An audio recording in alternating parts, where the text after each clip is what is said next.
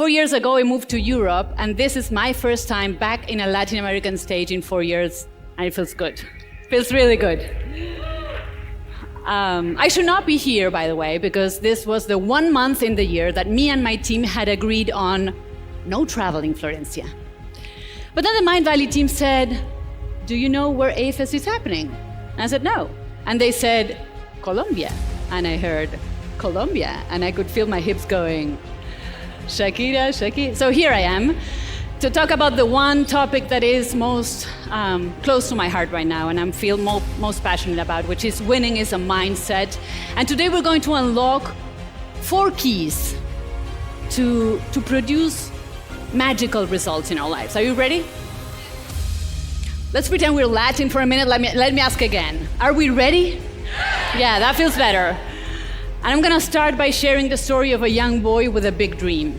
This boy, he pretty much dreamed about playing football his entire life, and he got pretty good at it. He started playing and practicing, and so his parents thought, the boy is good. Let's go and take him for a tryout in one of the big clubs. And so they take him, and there's a bunch of guys there who are deciding which kid they're gonna sign and which kid they're not gonna sign. And so when they look at him, they think, he is good, but what is wrong with him? He's too small. Let's get him checked with the doctors. And so they get him checked. And yes, in fact, he did have a problem, and not a small problem if you want to be a football player. He had a growth hormone deficiency problem. In essence, he was born with a problem that would not allow his body to grow. And so these people who are deciding who they're going to sign, they look at him and they go, we're not signing a kid who was born broken. Have you ever felt broken before? Have you ever felt I'm not good enough? I'm not talented enough? I'm not wealthy enough? I'm not healthy enough? I'm not sexy enough? There's something wrong with me. Well, this kid, he was born with a broken body, but he was definitely not born with a broken mindset. And so he said, I'm going to keep dreaming. I'm going to keep believing, and I will do whatever it takes to make this dream come true, even if they say it is impossible, that it is physically impossible, whatever it takes.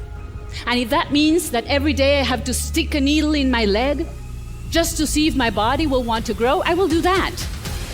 And he kept going, and he kept dreaming. And at one point he said, yes, I'm not as tall as the rest, I'm not as strong as the rest, I will just have to learn how to play football in a different way. And this boy, who was nicknamed La Pulga in his home country, which in English means the flea, because of how tiny he was, became the biggest player of all times. Because this is the true story of Lionel Messi. Yes, it is, and you can give him a hand. The guy who created history in football.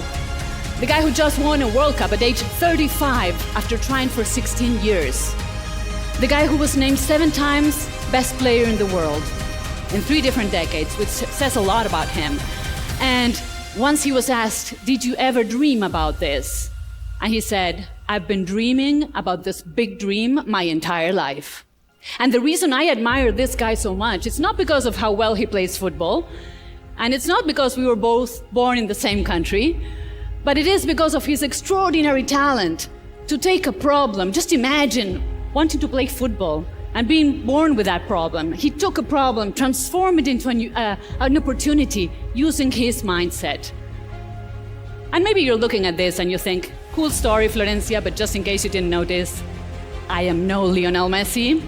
I'm not only, let's see, how many of you are elite athletes? Raise your hands. Not many. Well, winning is not, a few, we do have a few, but winning is not just for athletes. And we do have something in common with athletes.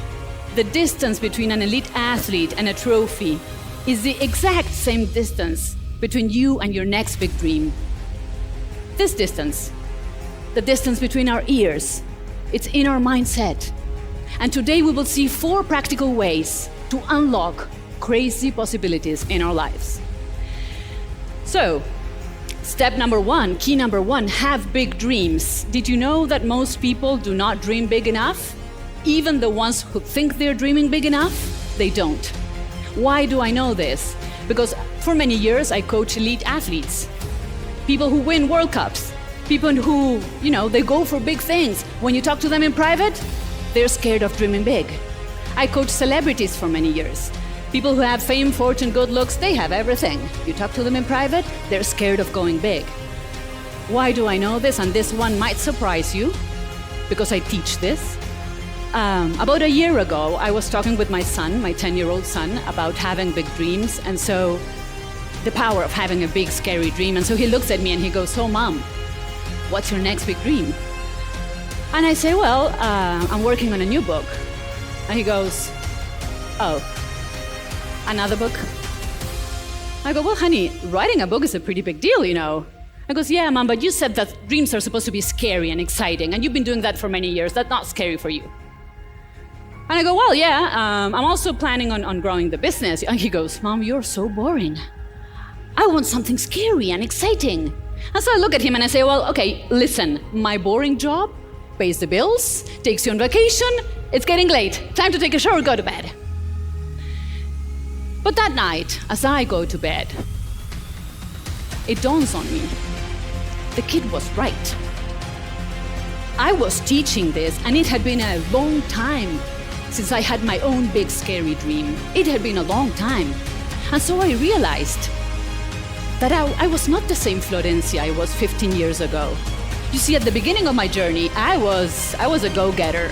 I was a bold dreamer. I was a girl who would knock on every door, who would get 100 no's until I got a yes. I would take risks, I would fail, I would then try again. But at one point, my business grew, I became more well-known, my books became bestsellers, whatever. And at one point I said, let's take things a little bit more cautiously, And so I went from playing to win to playing not to lose. And let me show you now what playing not to lose looks like. So playing not to lose, in essence, is you keep on doing what you know how to do. So in essence, what you do is you avoid taking risks. And by avoid taking risks, you also avoid failure. And by avoiding failure, I avoid feeling dumb. And by avoid feeling dumb, in some point, I could feel safe.